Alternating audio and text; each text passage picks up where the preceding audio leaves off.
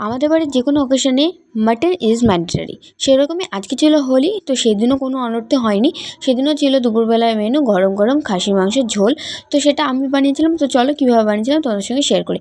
বেশ কিছুটা খাসির মাংস নিয়ে তাতে রসুন বাটা, পেঁয়াজ বাটা, আদা জিরে বাটা, লঙ্কার গুঁড়ো, হলুদ গুঁড়ো, ধনে গুঁড়ো, 1.5 চামচ মতো টক দই, সরিষার তেল, এইগুলো দিয়ে বেশ কিছুক্ষণ ধরে মাখিয়ে নিয়ে এটা আমি ফ্রিজে রেখেছিলাম 2 ঘন্টা মতো। তোমাদের হাতে সময় না থাকলে আধা ঘন্টাও রাখতে পারো। তারপরে কড়াই গরম করে তাতে সরষের তেল দিয়ে তাতে 5 ফোড়ন, 2টো তেজপাতা আর বেশ কিছুটা পেঁয়াজ দিয়ে ভালো করে লাল লাল করে ভেজে নেবে। তারপরে ওই মাংসটা দিয়ে যে মাংসটা যে পাত্রে ছিল সেই পাত্রটায় জল দিয়ে ধুয়ে নিয়ে সেই জলটা আমি এখানটায় অ্যাড করে দিয়েছি।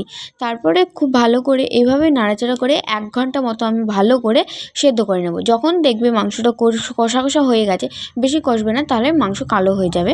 তো অল্প করে কষিয়ে নিয়েছি, আর কষানোর সময় আমি এখানটায় কিছুটা রসুন আর টমেটো দিয়ে নিয়েছি। সেগুলো দিয়ে খুব ভালো করে মিশিয়ে নিয়েছি। আর তোমরা রসুন খেতে না চাইলে নাও দিতে পারো। তারপর পরিমাণ মতো জল দিয়ে ধনেপাতা আর গরম মশলা দিয়ে নামিয়ে ফেলেছি। কেমন লাগলো অবশ্যই জানিও। দেখা হচ্ছে নেক্সট একটা ভিডিওতে। টাটা।